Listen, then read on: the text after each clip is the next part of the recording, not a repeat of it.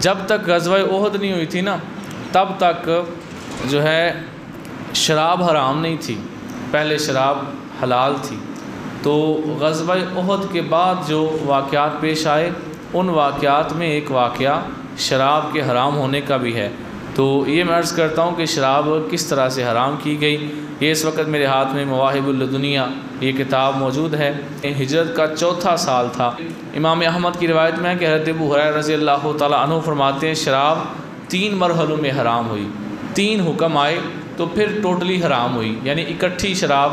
حرام نہیں ہوئی بلکہ کس طرح سے حکم آئے۔ نبی پاک صلی اللہ علیہ وآلہ وسلم مدینہ طیبہ تشریف لے گئے، وہاں کے لوگ شراب بھی پیتے اور جوا بھی کھیلتے۔ صحابہ نے آپ علیہ السلام سے پوچھا ان چیزوں کے بارے میں کہ شراب اور جوئے کے بارے میں ہمارا دین کیا کہتا ہے، وہ منع تو نہیں کرتا؟ تو اس وقت اللہ تعالیٰ نے یہ ارشاد فرمایا یسألونک عن الخمر والمیسر، آپ سے شراب اور جوئے کے بارے میں سوال کرتے ہیں، قل فیہما اثم کبیر، آپ فرما دیجئے ان دونوں کا گناہ بہت بڑا ہے، ومنافع للناس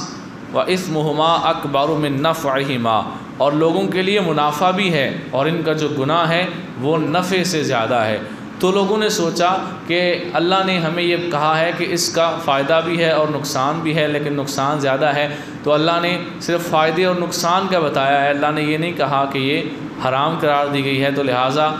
جو ہے وہ انہوں نے چھوڑا نہیں شراب کو، شراب پیتے رہے۔ اس کے بعد کیا ہوا، حتیٰ کہ ایک دن ایسا آیا کہ مہاجرین میں سے ایک شخص تھا، اس نے اپنے ساتھیوں کو نماز پڑھائی اور دن کو اس نے شراب پی ہوئی تھی تو نشہ ابھی اترا نہیں تھا، اس نے نماز پڑھائی مغرب کی، شراب اس نے دن کے وقت پی تھی، نشہ چڑھا ہوا تھا، تو قرات کے اندر غلطی ہو گئی۔ تو جب الفاظ غلط ہوئے تو پھر اللہ تعالیٰ نے مزید جو ہے وہ آیت نازل فرمائی، یا ایھا الذین آمنوا لا تقربوا الصلاۃ وانتم سکارى حتی تعلموا ما تقولون، اے ایمان والو نماز کے قریب نہ جاؤ جب تم نشے کی حالت میں ہو، یعنی تم اس وقت نماز کے قریب نہ جاؤ جب تمہیں نشہ چڑھا ہوا، اس وقت نماز کے قریب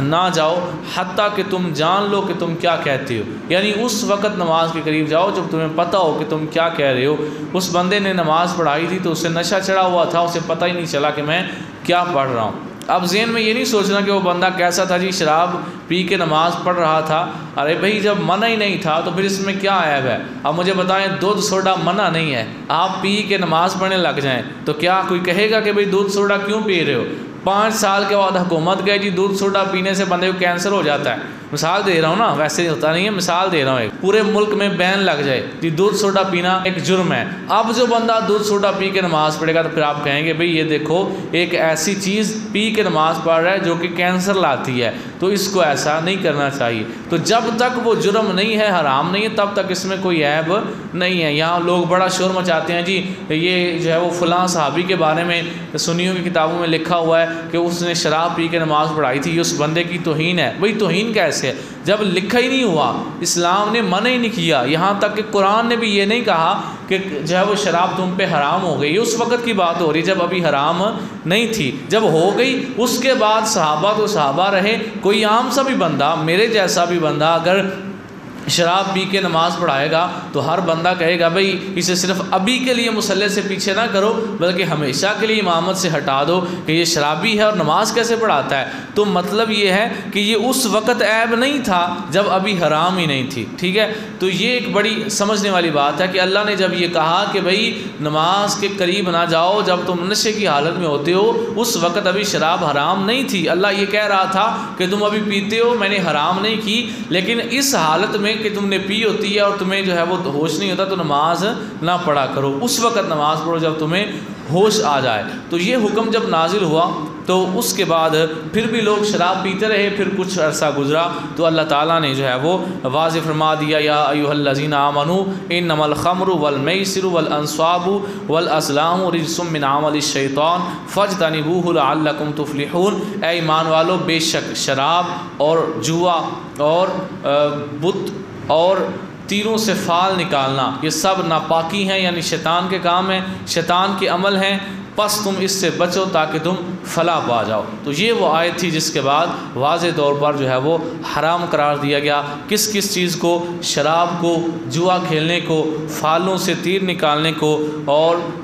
بتوں کو حرام قرار دیا گیا۔ آج بھی مسلمان کلمہ پڑھنے کے باوجود فال والے سے جا کے اپنی قسمت کا حال معلوم کرتا ہے، تو اسے جو ہے وہ دیکھنا چاہیے کہ جس آیت میں اللہ نے جوا حرام کیا تھا، جس آیت میں اللہ نے شراب حرام کی تھی، اسی آیت میں اللہ تعالیٰ نے جو ہے یہ فال سے تیر نکالنا اور قسمت کا حال معلوم کرنا، یہ اللہ نے اس آیت میں واضح طور پر حرام کر دیا تھا۔ تو اس کے بعد پھر صحابہ نے، یعنی جتنے مسلمان تھے، انہوں نے کہا کہ اے ہمارے رب، ہم باز آتے ہیں۔ اس کے بعد پھر کسی مسلمان نے شراب نہیں پی۔